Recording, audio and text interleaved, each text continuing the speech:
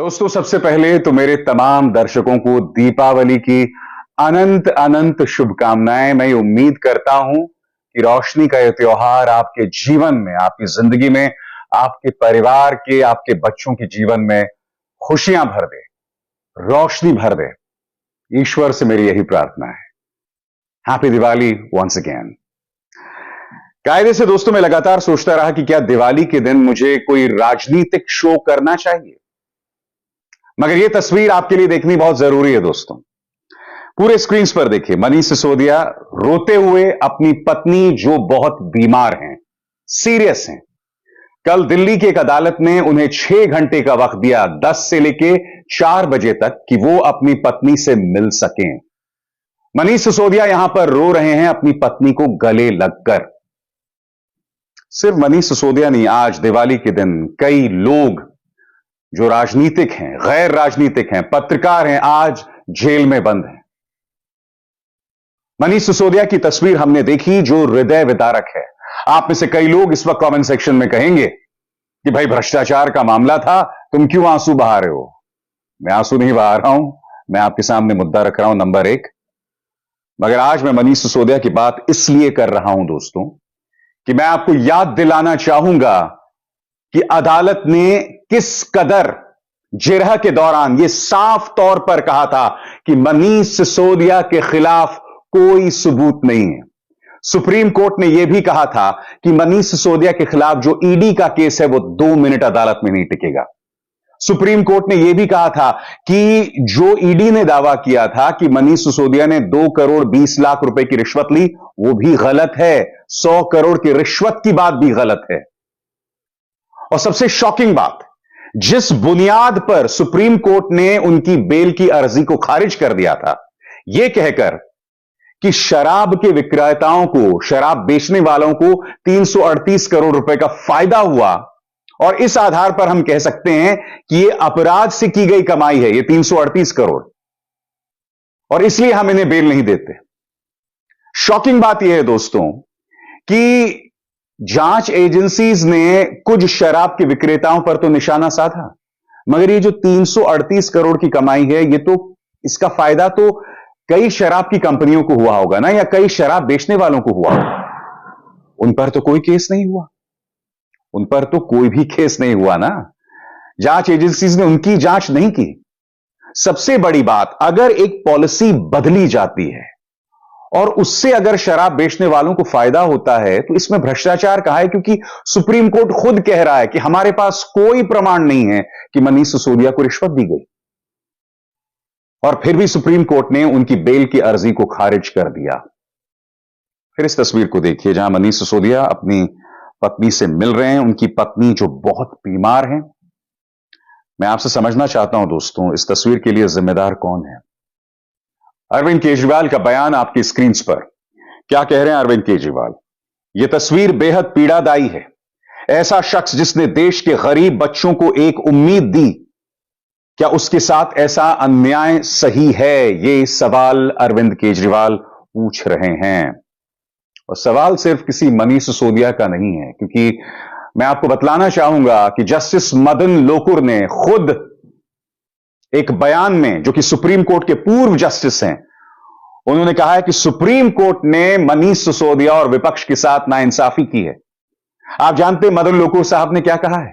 मदन लोकुर साहब कहते हैं कि जांच एजेंसीज कुछ भी केस बना देते हैं, चार्जशीट भी नहीं पेश करते हैं, और जब चार्जशीट पेश भी करते हैं तो आधा अधूरा होता है। सप्लीमेंट्री चार्जशीट बाद में पेश की जाती है, दस्तावेज अधूरे होते हैं, मगर बावजूद इसके अदालत जांच एजेंसीज को कुछ नहीं कहती है।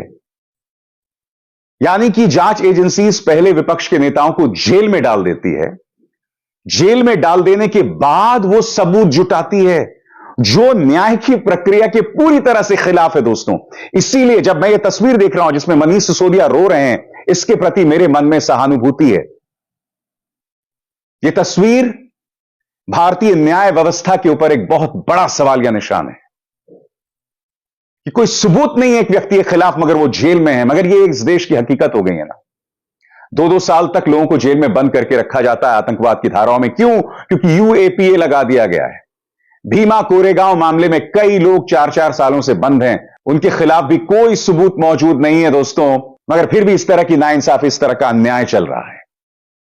संजय सिंह भी जेल में है, और जब उन्हें अदालत में पेश कराया गया था तब उन्होंने एक बहुत शॉकिंग बात कही थी कि ये लोग अरविंद केजरीवाल पर एक बड़ा काम करने वाले हैं, और सिर्फ गिरफ्तारी नहीं, ये किस बड़ी कार्रवाई की वो बात कर रहे हैं?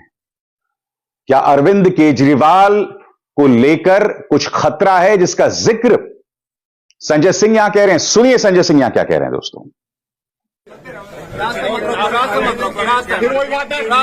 रास्ता मत रोको भाई, फंसाने की बहुत बड़ी साजिश है।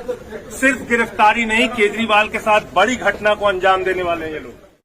आज ये सवाल पूछा जाएगा कि बगैर प्रमाण के जांच एजेंसीज आप पर कार्रवाई करती हैं, आपके पास कोई सबूत नहीं होता है, फिर भी आप कार्रवाई करते हैं। और ये सब हो रहा है मौजूदा भारतीय जनता पार्टी के अंतर्गत। ये सब हो रहा है जब देश के प्रधानमंत्री श्रीमान नरेंद्र मोदी हैं, देश के गृह मंत्री श्रीमान अमित शाह हैं, और इस तरह से नाइंसाफी हो रही है। मैं बार बार कह रहा हूं कि जो गड्ढा आप विपक्ष के लिए खोद रहे हैं, जो गड्ढा और जिस गड्ढे में जिसे खोदकर आप दफन कर रहे हैं अपने आलोचकों को, यकीन मानिए एक वक्त ऐसा आएगा जब आपको इन सवालों के जवाब देने पड़ेंगे। वो सवाल जो आज मुंह बाहे खड़े हैं, आपको नाइंसाफियों का जवाब देना पड़ेगा, जो नाइंसाफियां इस वक्त बरती जा रही हैं विपक्ष के नेताओं पर, सामाजिक कार्यकर्ताओं पर, स्टूडेंट एक्टिविस्ट पर, पत्रकारों पर। और सबसे शॉकिंग बात, आपके स्क्रीन पर chief justice of India DY Chandrachud, जिनकी तारीफ में मैंने न जाने कितने कार्यक्रम किए हैं दोस्तों। मैं आज पूछना चाहता हूं chief justice of India DY Chandrachud से कि क्या आप ऐसी नाइंसाफी होता हुआ देखते रहेंगे? क्या आप सुओ मोटो स्वतः संज्ञान लेकर कार्रवाई करेंगे? कब तक यह खामोशी बनी रहेगी, मैं समझना चाहता हूं। मैं आप ही से कहना चाहता हूं, आप ही के शब्दों को याद दिलाना चाहता हूं। जब अभिषेक मनु सिंघवी विपक्ष का नुमाइंदा बनकर आप ही की अदालत में पहुंचे तो आपने क्या कहा था? आपने कहा था कि भाई जो जांच एजेंसीज दबिश डाल रही हैं विपक्ष पर, हम एक कार्रवाई का मशवरा नहीं दे सकते, मगर आप हमारे पास इंडिविजुअल केसेस लेकर आइए, व्यक्तिगत केसेस लेकर आइए, हम उस पर कार्रवाई करेंगे। यह आपके ही शब्द थे ना सर? क्या हुआ मनीष सिसोदिया के साथ? अदालत लगातार कहती रही कि कोई सबूत नहीं है, फिर भी उनकी बेल रद्द कर दी गई। और अब अदालत भी यही कह रही है कि अगर 6 महीने में जांच एजेंसीज ने कोई कार्रवाई नहीं की तो आप फिर बेल के लिए अप्लाई कर सकते हैं।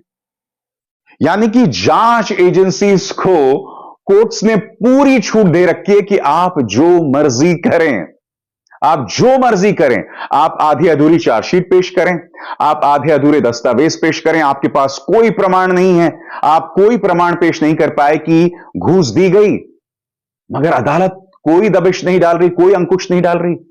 जिरह के दौरान जब बहस होती है, उस दौरान सुप्रीम कोर्ट बहुत बड़ी बड़ी बातें करता है, मगर जब फैसला आता है तो उसके बिल्कुल उलट आता है।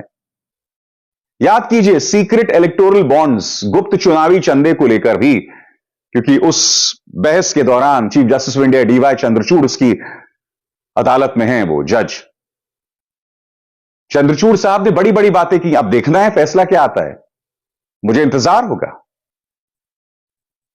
मनीष सिसोदिया के साथ नाइंसाफी मैं इसलिए कह रहा हूं दोस्तों, क्योंकि सुप्रीम कोर्ट ने खुद कहा है कि जांच एजेंसीज रिश्वत प्रूव नहीं कर पा रहे हैं, रिश्वत साबित नहीं कर पा रहे हैं। भाजपा का प्रचार तंत्र कुछ भी कहे, मगर इसी भाजपा को याद रहना चाहिए कि वक्त इन घटनाओं को भूलेगा नहीं। यही घटना है, जब आप सत्ता में नहीं रहेंगे, यही मिसालें इस्तेमाल की जाएंगी आपके और आपके नेताओं के खिलाफ। भ्रष्टाचार की बात करते हैं, नरेंद्र तोमर का बेटा वीडियो में कथित तौर पर पकड़ा जाता है रिश्वत की बात करते हुए, अपने घर की बात करते हुए, भाभी जी की बात करते हुए। इस वीडियो से कितना कुछ जांच करने की जरूरत है। कौन है भाभी जी? किसकी भाभी जी की बात हो रही है? नरेंद्र तोमर की पत्नी की या देवेंद्र तोमर की पत्नी की? कृष्णा मेनन मार्ग, ये किसका घर है? क्योंकि 3 कृष्णा मेनन मार्ग पर तो नरेंद्र तोमर रहते हैं। खनन को लेकर यह उगाही की बात हो रही है। आप खुद जानते हैं कि 2014 से 2019 के बीच में नरेंद्र तोमर खनन मंत्री हुआ करते थे। क्या कोई जांच नरेंद्र तोमर के खिलाफ हुई है? अरे वो भूल जाइए। वो स्टिंग जो हम देख रहे हैं, क्या वो सही है, गलत है? क्या इस बात को लेकर जांच हुई? नहीं साहब, कोई जांच नहीं हुई। क्यों? सबसे बड़ी बात, प्रधानमंत्री के परम मित्र गौतम अडानी, इनको लेकर एक विदेशी अखबार यह खबर करता है कि किस तरह से 2013 से लेकर या 2014 से लेकर उनके जो शेयर के दामों को नकली ढंग से बढ़ाया गया, और इसमें एक सऊदी अरब नागरिक शामिल था और एक चाइनीज व्यक्ति शामिल था। सेबी ने इसकी 2014 में जांच की, क्लीन चिट दे दी, और सेबी के जो अध्यक्ष थे यूके सिन्हा, वो बाद में जाके एनडीटीवी में डायरेक्टर बन जाते हैं। वो एनडीटीवी जो अडानी चैनल है। क्या देश की जनता को इन चीजों पर गौर नहीं करना चाहिए कि आज की तारीख में ना खाऊंगा ना खाने दूंगा कितना बड़ा मजाक बन गया है? प्रधानमंत्री का यह कहना कि मैं भ्रष्टाचार के खिलाफ गारंटी हूं, कितना बड़ा मजाक बन गया है। यह सवाल इस देश की जनता को पूछने चाहिए, यह सवाल पत्रकारों को पूछने चाहिए। और यह तस्वीर इस समाज की सोच पर एक करारा तमाचा है, जहां मनीष सिसोदिया अपनी पत्नी को गले लगाकर रो रहे हैं। इंतजार कीजिए, आज नहीं 5 साल बाद, 10 साल बाद, जब भी भाजपा सत्ता से जाएगी, इंतजार कीजिए वो वक्त कैसा आएगा। गीता में कर्म के सिद्धांत हैं। कहा भी गया है ना कि जैसे कर्म करेगा वैसे फल देगा भगवान। आप सोचिए आप किस तरह के कर्म अर्जित कर रहे हैं, क्योंकि आप तो धर्म की बात करते हैं ना, आप तो सिर्फ धर्म के नाम पर वोट लेते हैं। क्या आप गीता के कर्म के सिद्धांत समझते हैं? भाजपा से मैं पूछना चाहता हूं, बीजेपी सरकार से मैं पूछना चाहता हूं। ये सवाल हैं, इससे मुंह मत मोड़िएगा। और जाते जाते दोस्तों, एक बार फिर क्षमा चाहूंगा, दिवाली के मौके पर एक कड़वी बात मैं आपके सामने लेकर आया, मगर यह मुद्दा मैं आपके सामने सिर्फ इसलिए लेकर आया हूं कि आप और हम दिवाली मना रहे हैं, मगर कई लोग जेल में बंद हैं, उनके साथ नाइंसाफी हुई है, ज्यादती हुई है, उन्हें दंश को झेलना पड़ रहा है। मगर आप सबके परिवार को दिवाली की हार्दिक शुभकामनाएं। आप सब खुश रहें, यही मेरी ईश्वर से प्रार्थना है। अभिसार शर्मा को दीजिए इजाजत। नमस्कार।